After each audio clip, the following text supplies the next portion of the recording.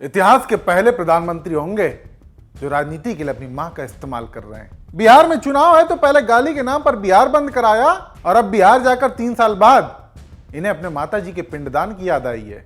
जबकि यही मोदी जब इनके भाई वाराणसी में पिंडदान कर रहे थे तब इन्होंने उस वक्त पिंडदान से ज्यादा चुनाव को महत्व दिया। कर्नाटक चुनाव के लिए बेंगलुरु में एक रोड शो में व्यस्त थे। जबकि हिंदू रीति रिवाज और ग्रंथों की माने तो पिंडदान बड़ा भाई ही करता है, लेकिन नरेंद्र मोदी ने उस वक्त बड़े भाई के तौर पर बेटे का कर्तव्य नहीं निभाया। मां का देहांत हुआ तो मुंडन तक नहीं कराया, लेकिन अब बिहार जाकर पिंडदान करेंगे। मां से जब भी मिलने जाते थे तो दर्जनों कैमरों के साथ जाते थे।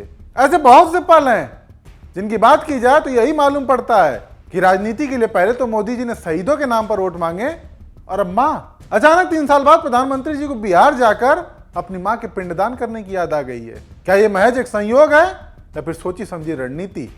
आज बात इसी पर करेंगे।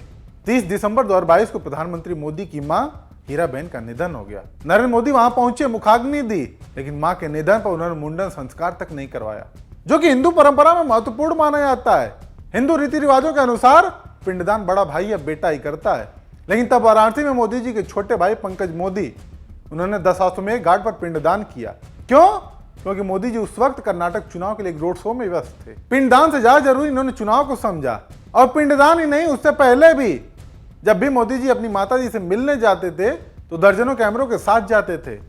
इस बात को प्रचारित किया गया कि मेरी मां दूसरों घरों में बर्तन धोने जाती थी। प्रधानमंत्री होने के बाद भी एक संस्कारी बेटे ने अपनी 90-92 साल की मां को नोटबंदी की लाइन में खड़ा कर दिया। तब भी मोदी जी के मातृ प्रेम पर सवाल खड़े हुए और अब अचानक 3 साल बाद मां के पिंडदान की याद आई है। 17 सितंबर को बिहार के गया जाकर वहां विष्णुपद मंदिर में रस्म अदा करेंगे। कांग्रेस नेत्री पंखुड़ी पाठक तीखी टिप्पणी करते हुए लिखती हैं कि जिसने अपनी मां की आत्मा को शांति के लिए उनके देहांत के बाद मुंडन नहीं कराया, वह वोट के लिए 3 साल बाद चुनावी राज्य में मां का पिंडदान करने जा रहा है। गिरे तो बहुत होंगे राजनीति में, लेकिन कोई इतना ना गिरा होगा। वहीं परंपराओं का उल्लेख करते हुए रिटायर्ड विंग कमांडर अनुमा आचार्य लिखती हैं कि परंपरा अनुसार मां का पिंडदान गुजरात के सिद्धपुर में हो, लेकिन मोदी जी कैमरों और चुनावी गणित के हिसाब से मां का पिंडदान गया जी में करने निकले।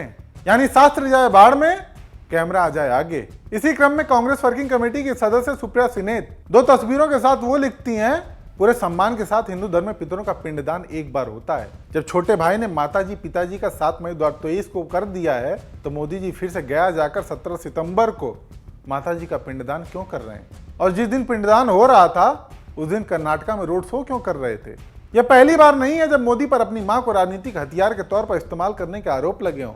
आप लोगों को याद होगा कुछ समय पहले ही मां की गाली को लेकर बिहार बंद कराया गया था। लोगों ने सवाल खड़े किए कि गाली से बिहार बंद का क्या मतलब? बिहार की जनता को क्यों परेशान किया जा रहा है? सरकार आपकी है, आपने उसको पकड़ लिया है जिसने गाली दी। आप उससे उगलवाइए कि उसने किसके कहने पर गाली दी और क्यों दी, लेकिन आपने वो नहीं किया।